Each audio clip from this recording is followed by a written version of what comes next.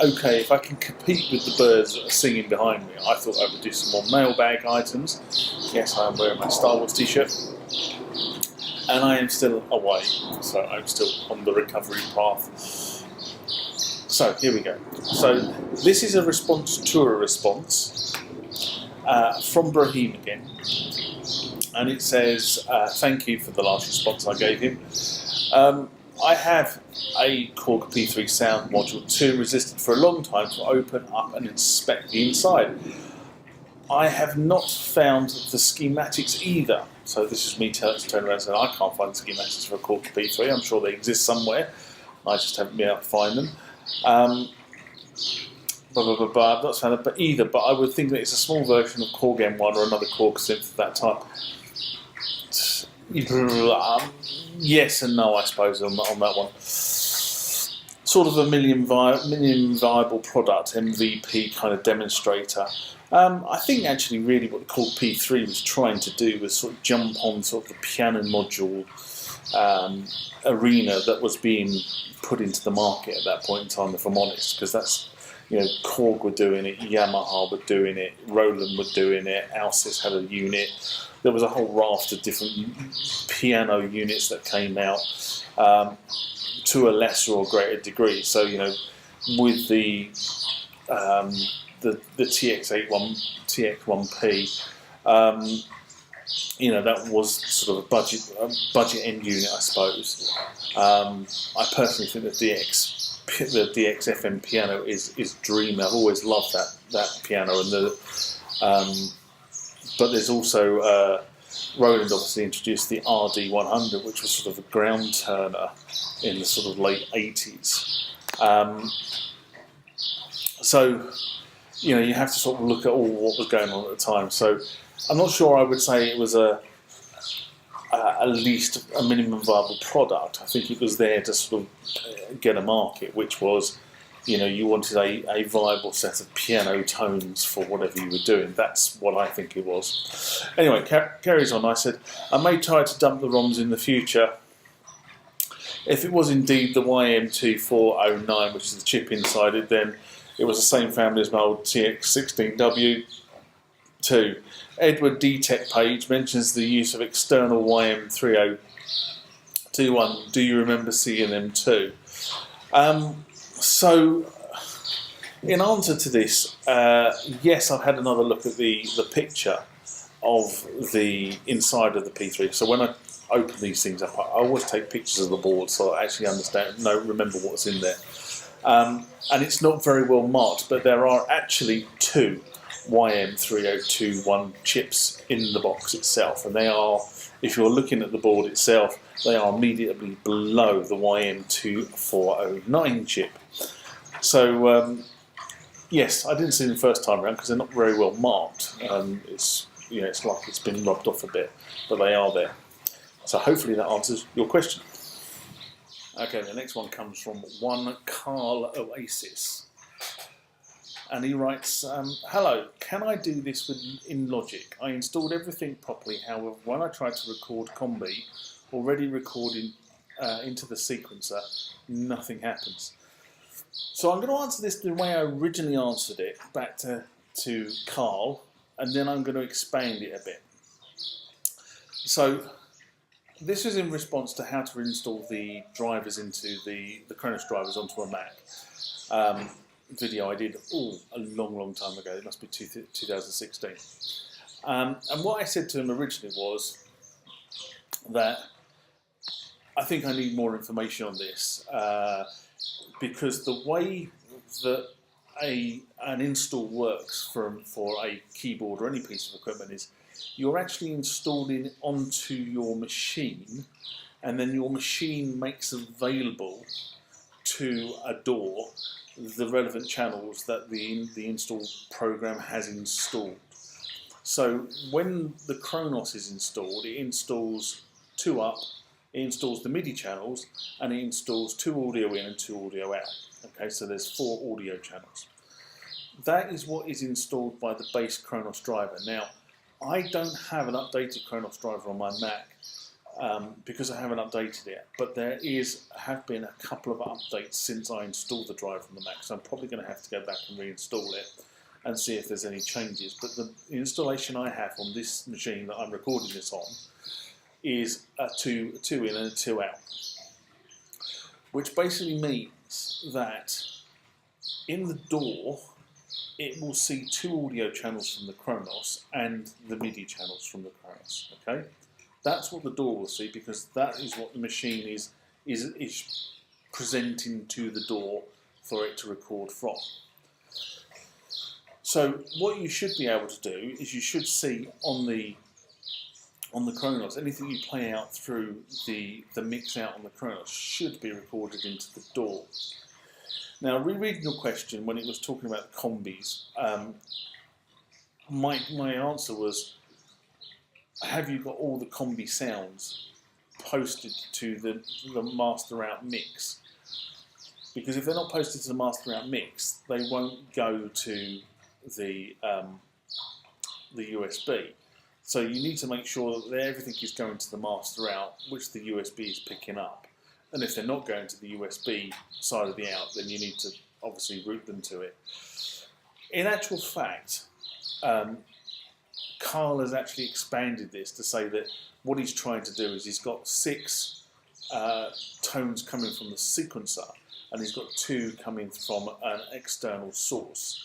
Now again, going back to what I said earlier on, there are 2 channels being presented to the Mac, or my Mac anyway. So as long as you've got all those signal sources, so the sequencer is pushing to the USB and the external sources are pushing to the USB inputs to the Mac, then you should get them on the Mac. If they're not being mastered to the USB source to the Mac, then they won't come through. Now again, I'm going to have to, probably when I get home, I'm going to have a look at this one, because I think the driver for the Mac has been updated and it may now present more channels, but that's definitely how my Mac is set up. So I don't think I've given you the answer, but I think I've given you the right places to go and look on the Kronos to get the answer, which is looking at the mixer on the Kronos and where the mixer is sending the signals to.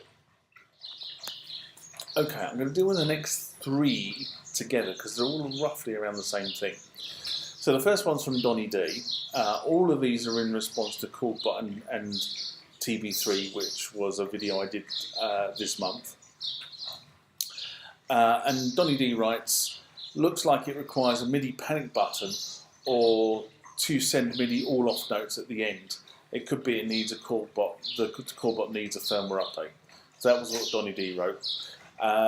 Gerard says, did you check the KordBot is sending the MIDI clock? It's quite tricky as you need to reconfigure the menu label for one of the rotary encoders.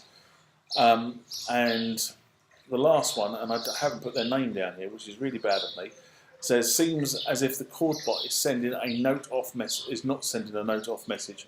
Maybe try running a computer running a MIDI monitor map to see what MIDI is being sent. So I've done a bit of thinking, and I've had a gin and tonic since then.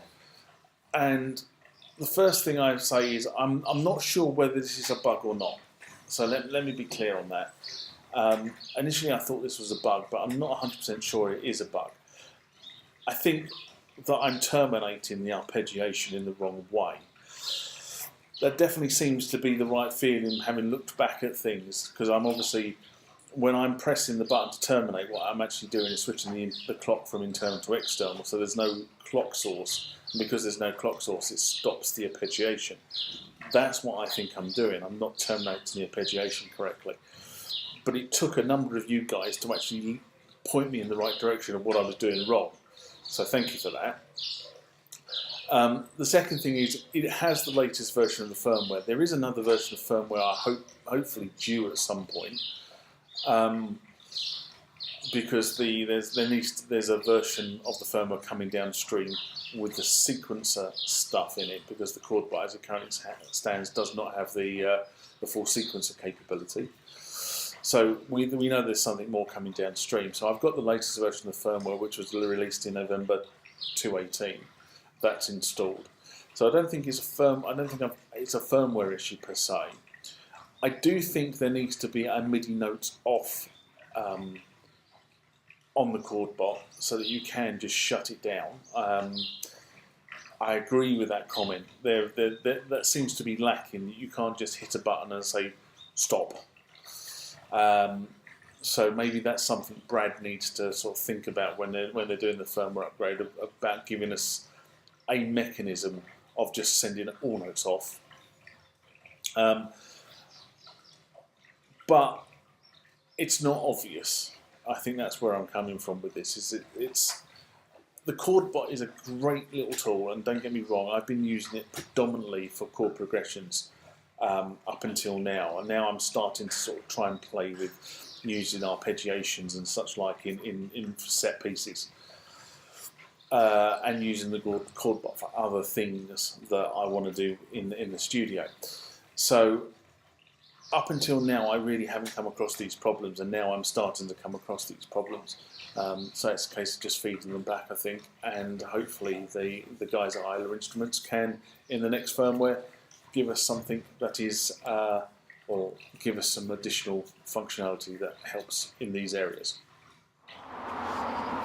So this is the point in the video where I turn around to you, my viewer, and say, if you enjoyed the content of this video, please give it a thumbs up. The way the Google and YouTube analytic engines work is that the more likes you get against a video, the more it gets promoted by YouTube and Google, and therefore more people with the similar interests to what you have and I have get to see this content. This channel is driven by my love of music technology. That's what it's called the Music Tech Guy for. If you've got queries, want to ask questions about themes or issues I raise on this channel, please, please, please do. Put your comments into the comment section below the video, and I will try to address whatever issue it is you've raised or whatever question you've raised. If it's something to do with me making future videos in terms of how to do something on a particular piece of equipment I possess, please feel free to say that as well. I can't promise to make videos on all the requests I get, but I do have a jolly good go at making most of them. Around about here is the subscribe button. Again, to do with the YouTube and Google analytic process, the more subscribers the channel gets, the more the channel gets promoted, and the more people get to see the content that you have obviously just watched. If you want to see my latest video, it will be in one of these two boxes on this side of the screen. Also, there is a second box there, and that video will be chosen for you by YouTube based on your YouTube preferences. I look forward to the next time that we interact, and I do mean interact because I always enjoy reading your comments back to me. But for now, bye-bye.